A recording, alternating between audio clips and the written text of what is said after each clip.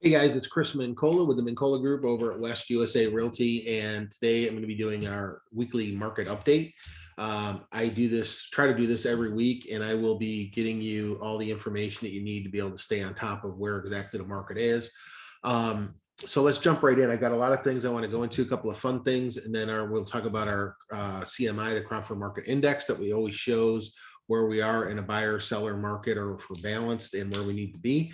Then I'm going to give you some quick historical stuff and where we are in the market and why we won't be in a bubble. We are not going to be in a bubble, even with the recession. And it's simple economics, much different story than we were in 2006. So here we go. A couple of cities where you can buy under the let's see, the list to sales price ratio, because one of the biggest things going on right now in our market, again, this is hyper local Phoenix market information for the most part. I'm going to be getting into some national stuff here also, but in our area, we would see that Gold Canyon, the city of Gold Canyon, and Paradise Valley would be the two places where you can buy under list price. Paradise Valley, pretty obvious for people who live here and know the market a little bit.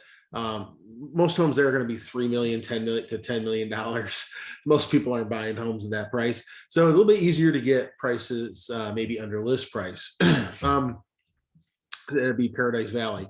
So the other area I mentioned where you could get homes under the actual list price, which isn't very common in our market, would be Gold Canyon. Now, the reason for that is just simple supply and demand. Gold Canyon's a little bit further east in the valley, just outside the typical areas that most people want to be in. So that would be the other reason for that. So simple supply and demand, just like everything else when it comes to economics, simple supply and demand.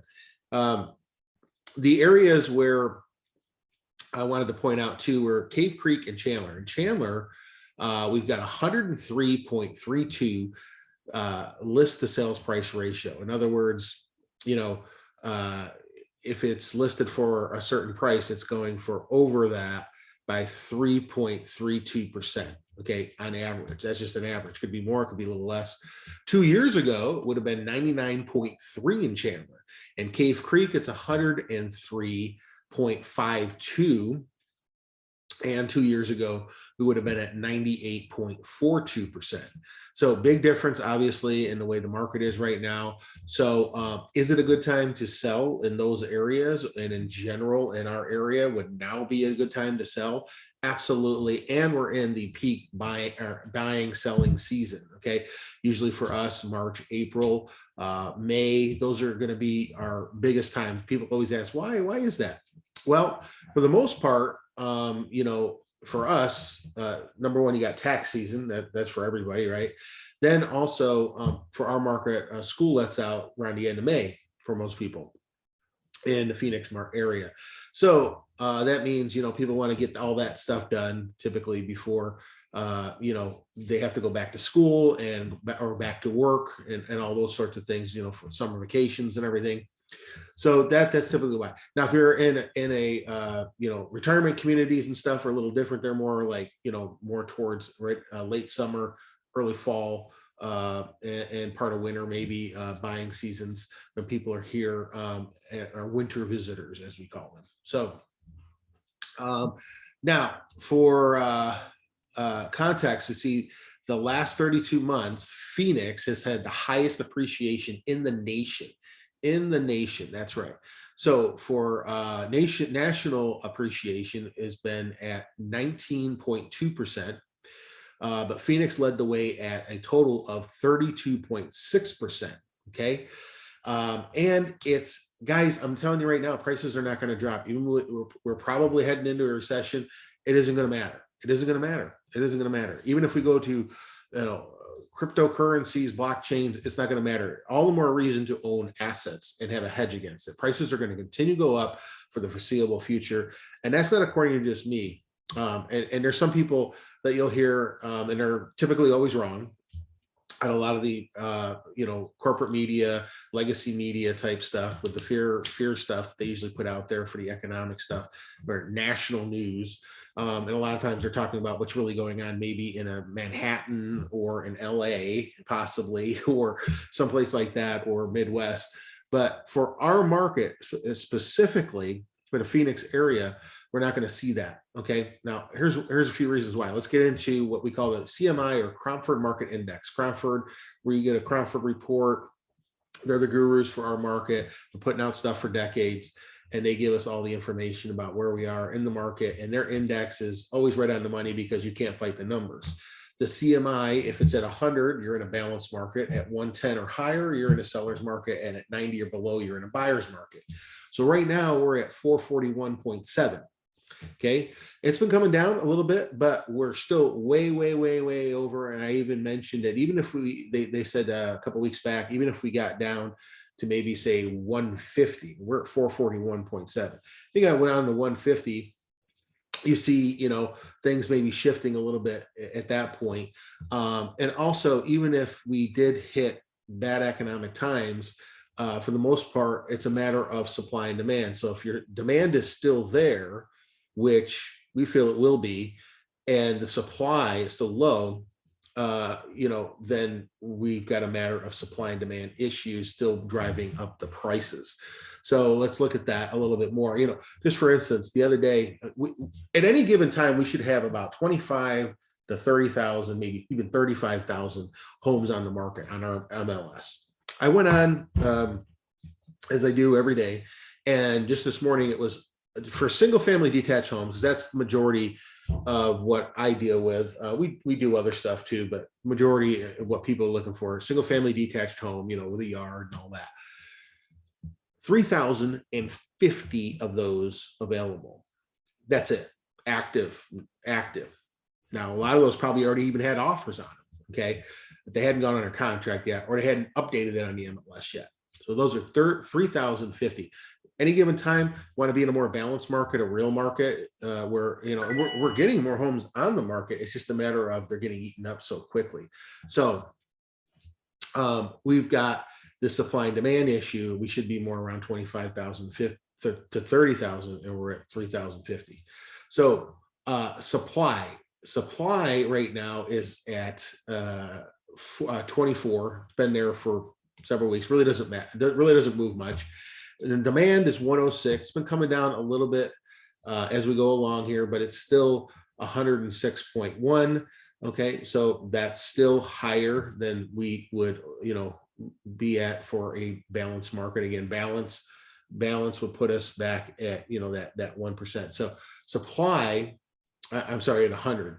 So that supply and demand is still something that is not really moving much. The rates are going up. I just heard a whole thing on some stuff coming out from Harry Abib, and he's basically saying, and he's usually never wrong, that and a lot of the people are saying the same thing, and you can just follow the money. Where are the investors going?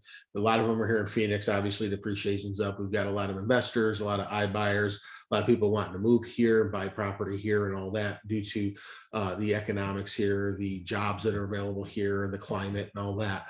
So they're expecting rates to, at some point this week, they were around high fours, like they've been mid to high fours, depending on what kind of loan. But they're expecting rates, due to the inflationary stuff that's happening, going up to 7 to 8%.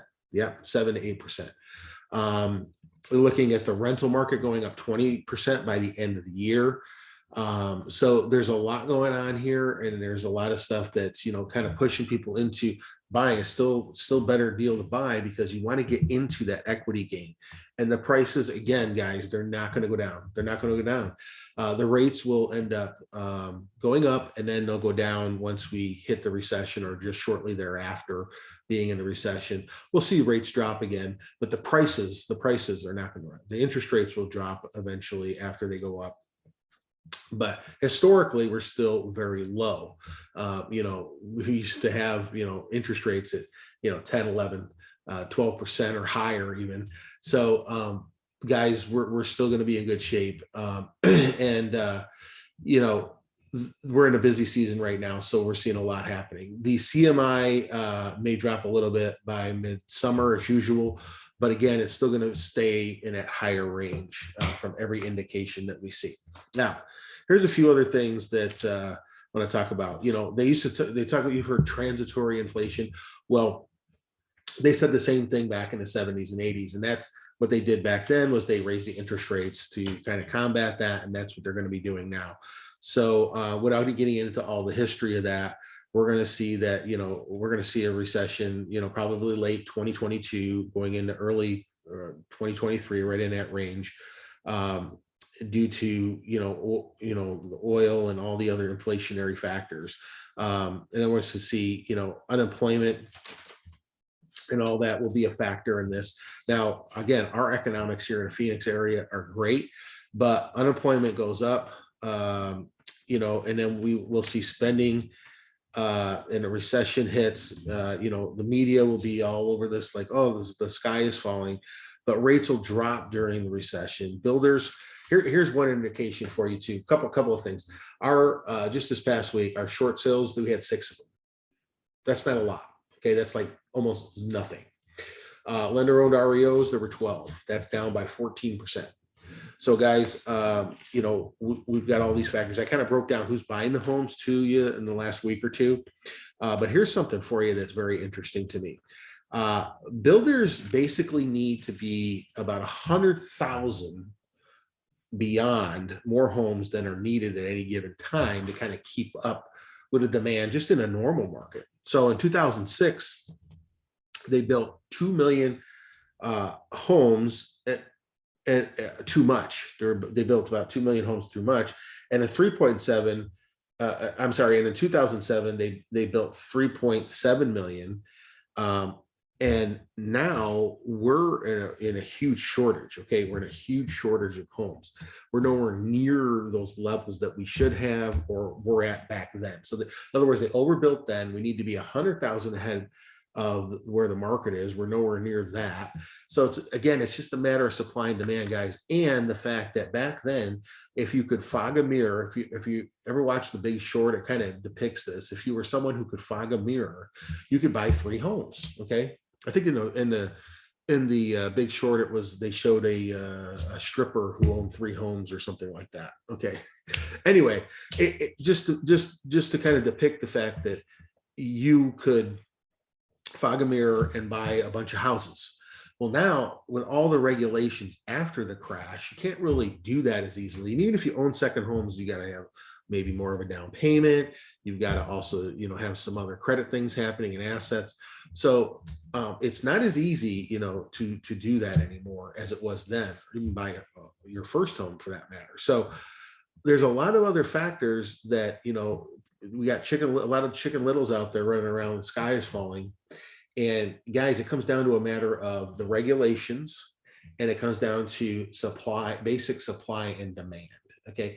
As long as we have a low supply, but a demand for that, the prices are going to continue to rise.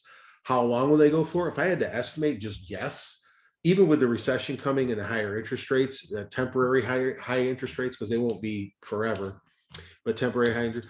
I'm just guessing, just throwing it out there. Cromford report said it would take several quarters, even in the worst of economic circumstances. And we've got about 100,000 people a year. Let's just say, 3/4 of them want to buy a house on top of who already lives here, and all the population influx coming into the country right now, which is insane. If you look at the numbers of people coming over the southern border and coming to the country, we have a housing shortage. So guys, if I had to guess, I'm going to say I'm going to go out on a limb here. They're saying several quarters, at least in the worst case, at least 2 to 3 years. But keep in mind, again, we've got those over less the sales price ratios, maybe a good time to sell, move on to something else.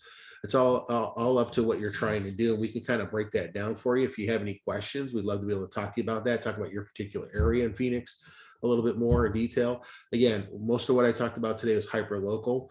But guys, if you have any questions, we'd love to be able to talk about it. Hit the button down below for a CMA, or reach out to us and we'll get you a home evaluation on the properties that you have. Check us out online. Make sure you follow us on YouTube. I try to put out at least 1 or 2 videos a week on there. Subscribe for our weekly email that goes out. Check us out on Facebook, also Mincola Group Okay. And you can also go to our website at mincolagroup.com or mincolahomes.com. And of course, you can always reach us 480-788-8569. Call or text us there. Talk to you guys next time. Thanks a lot. Hope you enjoyed it.